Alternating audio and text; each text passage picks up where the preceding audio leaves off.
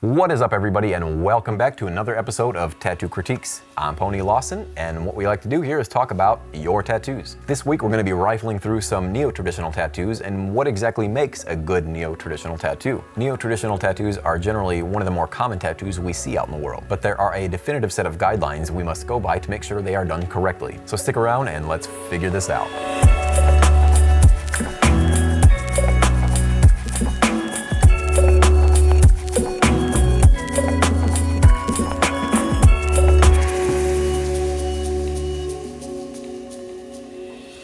Okay, before we get too far into the critiques, I want to kind of define what exactly a neo-traditional tattoo is and how it differs from other tattoo styles, especially American traditional, because I feel like this is mostly where people get confused. Neo-traditional tattoos are generally an expansion on what you would think of as a traditional tattoo. Comparatively, they've got nice clean line work, heavy saturation, and a nice use of black. And some ways that neo-traditional tattoos differ are multiple and varying line weights, an expanded color palette, and the designs generally have a lot more depth and dimension.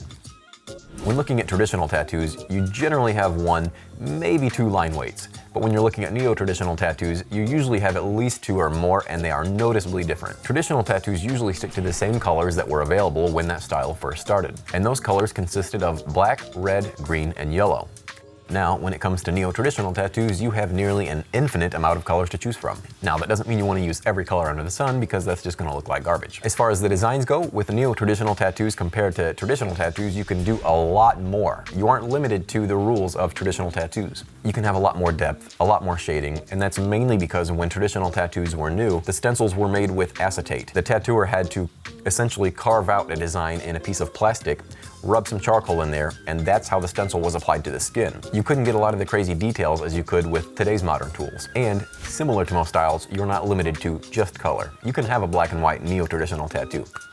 Alright, enough of the history lesson, let's get into the critiques. Alright, the first tattoo is sent in from Emmett Anderson. And Emmett, you sent in this sunflower rose combo. Right off the bat, I do love this tattoo. I think this tattoo has a lot of the right elements to make a good neo-traditional tattoo. Starting from the bottom, I like all the little consistent glares on all the beads that you have running up through this entire tattoo. None of it looks sloppy. I love how the leaves have different tones and colors, as well as the little lines that run through them. It just gives it a nice shape. The little ovals that you have in the center of the sunflower are very well done. I like how they're all different sizes. It really gives it an organic feel. I'm not a huge fan of how the yellow in the sun butts up next to the yellow in the sunflower. I do wish there was some sort of different color in there, like an orange or some sort of shading or something like that, just to set it off from that sunflower. Because right now that sun just gets drowned out by that flower. Again, you've got these beads running through the entire tattoo, and they look really nice. As we bring our eyes up toward the rose, I'm not exactly sure how I feel about that black in the center. I would like to see what it looks like with a little bit of red in there. I don't hate it. I'm just very curious. So Emmett, I think this is a really good example of a solid neo-traditional tattoo. There are just a few things that I would have liked to see done differently, but excellent work. Thank you so much for sending that in. Alright, the next tattoo sent in is from Nate Hiatt. And Nate, you sent in this little campfire tattoo that you said you got because of your time as a camp counselor. I see the smoke is turning into a porcupine, and you've got a gallon of milk sitting next to the fire. So I'm not exactly sure why you have a gallon of milk next to the fire, but I'm pretty sure that's gonna go bad really fast. Gross. So right off the bat, I think the colors and the flames are solid, but I'm not exactly sure what's going on with the porcupine. If you wouldn't have told me it's a porcupine in the email, I would have guessed it's maybe a lion, but even that's a stretch. Granted, I'm sure it's not that easy to make a porcupine from smoke. It just doesn't really read as a porcupine to me. So it's nice to see this wood texture actually looking like wood, unlike a previous submission that was sent in. However, those rocks could use some work. The dimensions on the gallon of milk are a little wonky, however, I'm sure that's because it's on your elbow. It just doesn't look that good. Kind of looks like it's expecting. So you've got some pretty solid colors in this tattoo. I just think my biggest gripe is the design of the porcupine overall. So this is one of those tattoos that I would call a timestamp tattoo. It's just one of those you can look back on and remember the good times you had. From a technical standpoint, it could definitely use some love. But I'm sure you love this tattoo, and thank you so much, Nate, for sending that in. Alright, the next tattoo sent in is from Ashton. And Ashton, you sent in this tiger, which you mentioned it was a American traditional tiger. I'd have to disagree with you when you call it an American traditional tiger, as this does not have a lot of traditional elements, but more so neo-traditional. Some reasons I say that are the two tones of pink that you have in the ear, the two tones of brown and orange you have in the entire tiger body, the lack of black shading that you have in this entire tattoo, and the white highlights. All of those kind of put this in the neo-traditional category over the American traditional. The one American traditional feature this tattoo does have is one consistent heavy line weight, but that's about it. The first thing that my eye does is go to this back leg on this tiger, as there's a weird tribal design happening. Nowhere else on this tiger is there a tribal design, so I'm not sure why that's happening up there. Maybe it's an initial, who knows? As far as the color saturation goes, this color saturation is on point. This thing is wall to wall. I don't think there's any holidays in this entire tattoo. Even when it comes to the white, that white is solid. And the line weight itself, for the most part, is pretty freaking solid. The leftmost paw does kind of look like a mouth with some teeth. Had the artist used a little less black and maybe made it a little bit more convex, I think it would have read a little bit better. I think if you were going for an American traditional design, I think the artist nailed it, but the application definitely sits in the neo-traditional category. Overall, I think this is a pretty solid tattoo, and the only things I would change is that paw and that tribal design in the back leg. So thank you so much, Ashton, for letting me look at your tattoo. All right, the next tattoo sent in is from Lukas Kay. Lukas, you sent in a nice little wolf's head with a couple little skulls hanging about. Design-wise, I think this thing is great. There are just a couple things that I would like to see changed. I don't think this tattoo has enough varying line weight. You had the opportunity to use a nice thick outline around the border of the wolf and even around some of those skulls, but the outline that's there is the same outline that's on the inside of the wolf. Had you used a thicker outliner around those skulls in front and around the border of the wolf, this thing would have really popped, and it really would have given it some dynamic depth, especially against those yellows and oranges on the bottom.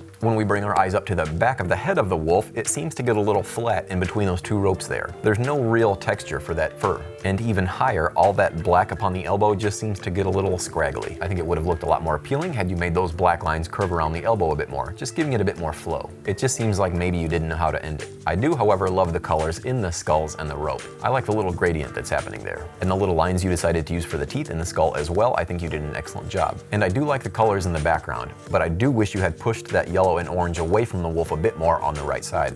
So it seems like you're missing a lot of black in this entire piece, whereas a lot of it's just hanging out in the back of this tattoo. And as we've said before, with neo-traditional tattoos, you have to use some of those values from American traditional, and a nice use of black is one of those values. So overall, initially, I think this tattoo looks great. I just wish you would have used a thicker outline, some heavier blacks, and maybe added some more dimension in that wolf's head. But thank you so much, Lukas, for sending that in. All right, the next tattoo sent in is from Paul Hudgins. All right, Paul, first impression, this tattoo is pretty remarkable, especially as a cover-up. Paul, you mentioned that the original design for your tattoo ended up being adopted by a group of not-so-good people. There's a lot of really good stuff happening here, so let's break it down. First of all, when it comes to line weight, you've got a couple different line weights happening here. You've got this nice bold outline around the skull and the helmet to make it look like it's sitting in front, and all these nice, finer, thinner lines on the inside of the skull giving it nice detail. You've got a wide variety of colors, too, that complement each other very well. Also, this tattoo has a great use of black right where it needs to be. For example, in the eye cavities, in the nose, in between the teeth. Anywhere there's going to be heavy shadows. When you have nice blacks like this, it really gives it dimension and makes the colors pop. I like how you've got the blue glare hitting the underside and backside of the skull. It really looks like that's lighting up on the underside, as well as the pink glow on the inside of the mouth hitting the teeth. The circles in the eyes are off just a bit, as well as the rectangles in the metal piece as well. Not the biggest deal, but those are some things that artists like myself are looking at. As far as the cover-up goes, I don't see this thing coming through at all, and they didn't lack on the design. The tattooer set this up not only to be a good cover-up, but a great tattoo, and succeeded. Overall, I think this is just a very cool tattoo and hits a lot of the right elements when it comes to a neo-traditional tattoo. So Paul, I appreciate it, and thank you so much for sending that in. All right, that's going to wrap it up for the critiques this week, but before we go, you know we gotta bring up my favorite tattoo of the episode, which was sent in by Paul, with this super dope skull tattoo. This thing really hits all the neo-trad marks. Good line weight, good color saturation, and blacks right where they need to be. Not to mention this design is dynamic and it's executed well. I think you did a great job in finding an artist who is capable of turning a cover-up into a great tattoo. Sometimes it's pretty easy to cover things up, but that's not always the case, and this was a pretty big tattoo to start off with. So props to the artist, and congrats again for being this week's winner. All right, now let's bring it to this week's featured artist, who is an exceptional neo-traditional tattooer, and that artist is Stephen Monnet. Looking through Stephen's portfolio, you'll notice all the tools and techniques that we talked about during this episode. Super clean variable line weights, beautiful color saturation, and nice solid supporting blacks. Stephen really knows how to use those tools to his advantage. So do yourself a favor, head on over to his page, give him a follow, and tell him Ponyboy sent you. Alright guys, thank you so much for sticking around to the very end of the video, and while you're here, don't forget to subscribe, like, and share this video with your friends. And if you want to send in your tattoos, don't forget you can do so at ponycritiques@gmail.com. Just don't forget to label whether or not you're an artist or collector. And I will see you all next week. Let me ask you guys a question. Have you guys subscribed? If not, why not? You made it to the end of this video. What gives? I'll wait until you go ahead and press subscribe right now. Ah, shit, my client's here. All right, I gotta go. See you guys next week.